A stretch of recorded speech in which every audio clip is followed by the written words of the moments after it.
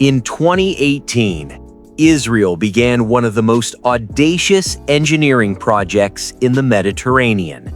They didn't expand their coastline. They didn't reclaim land. They did something nobody expected. They dug a hole in the sea, 17 meters deep, large enough to fit 5 Eiffel Towers lying end-to-end on the seabed. They removed 14 million cubic meters of earth, enough to fill 5,600 Olympic swimming pools. Then they built an entirely offshore port terminal, 800 meters of docks, automated cranes, deep water berths for the world's largest cargo ships, all built on what used to be open ocean. This is the Haifa Bay Port, $1.7 billion, 6 years of construction, and it fundamentally changed the economics of an entire nation. But the real story isn't about concrete and steel. It's about geopolitics, Chinese investment, security concerns, and the question, can you truly build an island from nothing in one of the most contested regions on Earth?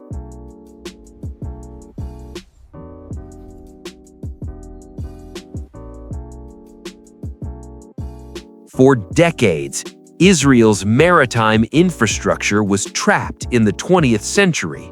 The original Haifa port, built by the British in 1933, could barely handle ships carrying 5,000 containers. But modern shipping industry had moved on. Modern megavessels carry 18,000 to 24,000 containers. They're 400 meters long, 60 meters wide, and draw 16 meters of water. Israel's ports couldn't accommodate them. Ships had to dock in Greece or Turkey, offload cargo to smaller vessels, then ferry containers to Israel. Every transfer added cost, time, and risk. This transshipment model cost Israeli importers and exporters an estimated $500 million per year in additional fees. Delivery times increased by 7 to 10 days, and 99% of Israel's international trade depends on maritime shipping. There was no backup plan. But this wasn't just about economics. Israel is surrounded by borders it doesn't control. To the north, Lebanon and Syria. To the east, Jordan. To the south, Gaza and Egypt. Treaties exist, but they're fragile. The Mediterranean isn't just Israel's trade route. It's the only guaranteed connection to the world.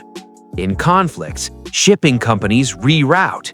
Insurance premiums skyrocket. In 2006, during the Lebanon War, Haifa port operations were severely disrupted. In 2023, Houthi attacks in the Red Sea forced ships to take longer routes. Every crisis reminded Israel, port capacity isn't optional, it's national security. In 2013, Israeli Prime Minister Benjamin Netanyahu visited China with Transportation Minister Israel Katz. Their mission: secure investment for a new generation of port infrastructure. The target? Haifa Bay. The solution? Build an entirely new offshore terminal. Haifa Bay is Israel's only natural harbor, sheltered by Mount Carmel, protected from Mediterranean storms. But the existing port was landlocked, aging, and maxed out.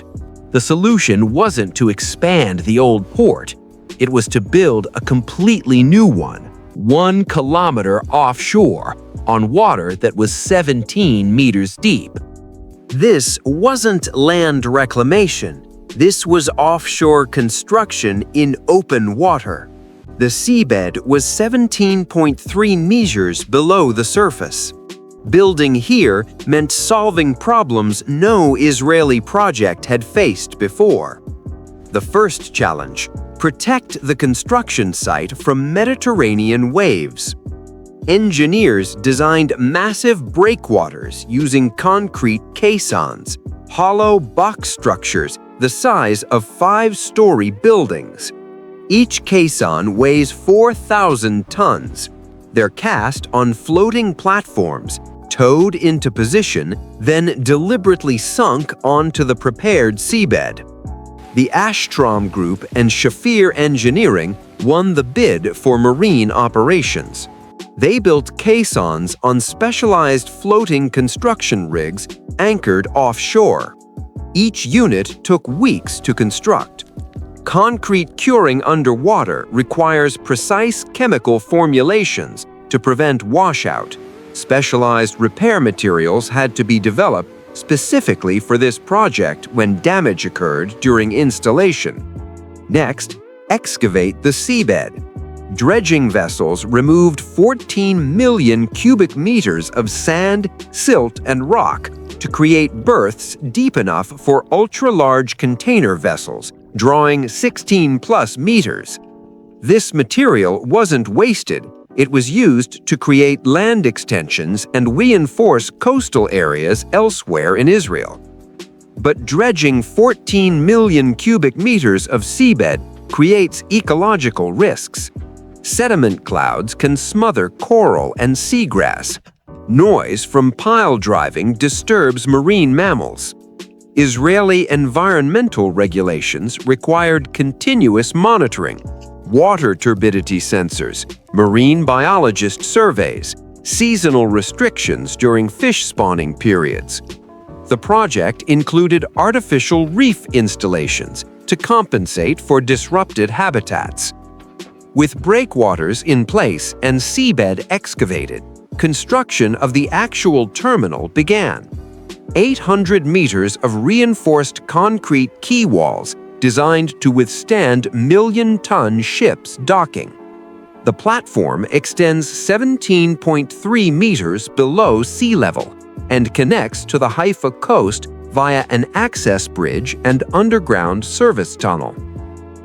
But this wasn't just about deeper water and longer docks. The Haifa Bay Port was designed as Israel's first fully automated container terminal. 29 massive cranes manufactured by China's ZPMC, each standing 70 meters tall, capable of lifting 65 tons, operate with minimal human intervention.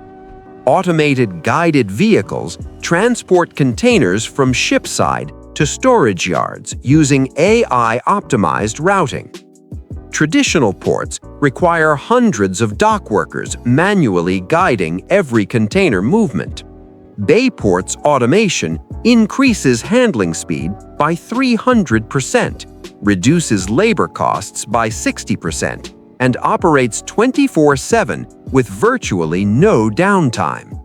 A single operator can monitor multiple cranes from a climate-controlled control room using cameras and sensors. After 6 years of construction and $1.7 billion in investment, the Haifa Bay Port officially opened on September 1, 2021. It features 2 berths capable of simultaneously handling ships carrying up to 18,000 20-foot equivalent units. Annual capacity, 2 million TEU. It instantly became Israel's most advanced port and a gateway transforming nations' trade capabilities. But there's a complication that turned this engineering triumph into a geopolitical flashpoint. Shanghai International Port Group, a China state-owned enterprise, won the 25-year operating contract. This made Haifa Bay Port part of China's Belt and Road Initiative, a global infrastructure strategy that critics argue gives China strategic leverage over participant nations. The U.S. expressed concerns immediately. The Bayport is located less than 2 kilometers from where the U.S. Navy's 6th Fleet occasionally docks.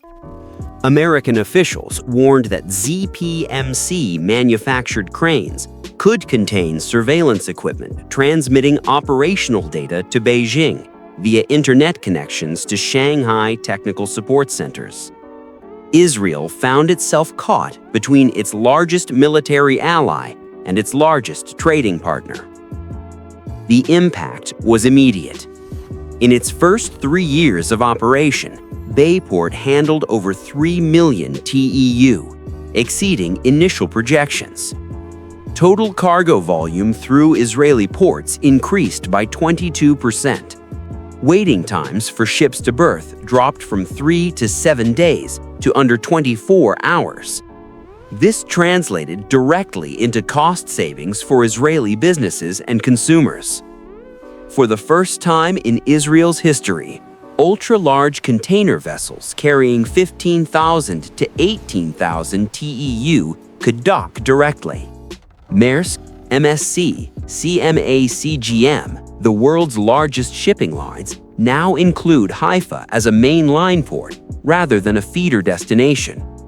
This eliminated transshipment delays and fees that had cost the Israeli economy $500 million annually.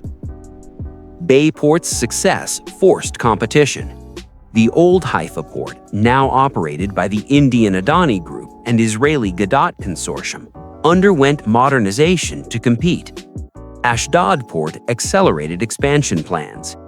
This three-way competition drove down fees by an average of 18% between 2021 and 2024. Savings passed on to Israeli consumers through lower import costs. But Bayport's strategic value extends beyond economics.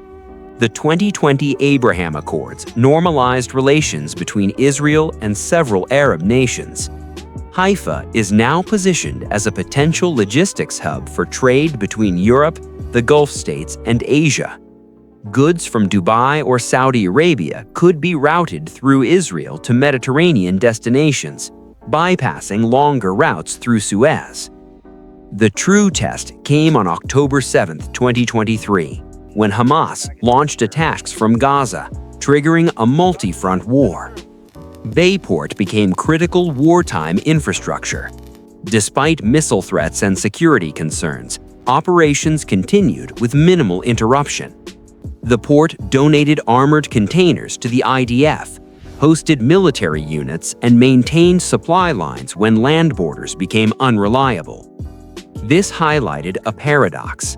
The Chinese-operated port became essential Israeli national infrastructure during wartime. Critics who'd called it a security risk had to acknowledge it was functioning exactly as designed, keeping Israel connected to global markets when isolation could have been devastating. Shanghai International Port Group, despite geopolitical tensions, maintained operations without interruption. Bayport represents a shift in Israeli infrastructure philosophy. Rather than government-operated facilities, Israel adopted a landlord port model. The government builds infrastructure. Private operators run day-to-day operations under 25-year leases. Shanghai International Port Group paid upfront fees and commits to technology investments, efficiency targets, and job creation, transferring operational risk to the private sector while government retains strategic control. This model created thousands of jobs: direct port employment, trucking and logistics companies, customs brokers, freight forwarders. Haifa Bay Area economic activity increased by an estimated 15% within 3 years of opening. Nearby industrial zones expanded to take advantage of improved port access. Critics of privatization warned about job losses to automation, but total logistics sector employment in northern Israel actually grew. Phase 1 is complete, but ambitions are bigger. Phase 2 will add a second terminal with 715 meters of additional quay length, nearly doubling capacity to 4 million TEU annually. Long-term master plans envision Bayport as a Mediterranean mega-hub rivaling Piraeus in Greece or Tangier in Morocco. If regional peace holds, Haifa could become the primary gateway for trade between Asia, the Middle East, and Europe. The security debate never ended. In March 2024, U.S. intelligence reportedly warned that ZPMC cranes installed at multiple global ports, including Israel's Bay Port, Ashdod, and the old Haifa Port, could transmit operational data to Beijing via internet connections to Shanghai technical support centers. Israel found itself caught between its largest military ally and its largest trading partner. The chairman of Ashdod Port publicly stated they replaced Chinese electronic systems with European alternatives, implying Bayport had not. Competitors weaponized these concerns. The Adani-operated Old Haifa Port lobbied the government to restrict Bayport's operating permissions, arguing that expanding a Chinese-operated terminal during wartime posed unacceptable risks. In July 2024, Adani's chairman complained that Bayport received exceptional approvals to use 2 additional docks beyond initial agreements, claiming this violated fair competition principles. In August 2024, Transportation Minister Miri Regev published a framework regulating port operations. The compromise allows Bayport to continue using the additional docks for general cargo, necessary to handle post-October 7th supply chain disruptions, while maintaining oversight mechanisms. Israel's National Security Council reportedly conducts periodic audits of Bayport's data systems, though details remain classified. But Bayport is just one piece of Haifa Bay's future. The area remains one of Israel's most polluted industrial zones. The Bazan Group oil refinery, operating since the early 20th century with its iconic cooling tower, has long contaminated air and water. In 2016, an Intel executive reportedly told Israeli officials she couldn't recruit engineers to Haifa due to pollution concerns. This sparked a multi-year push to close or relocate Bazan.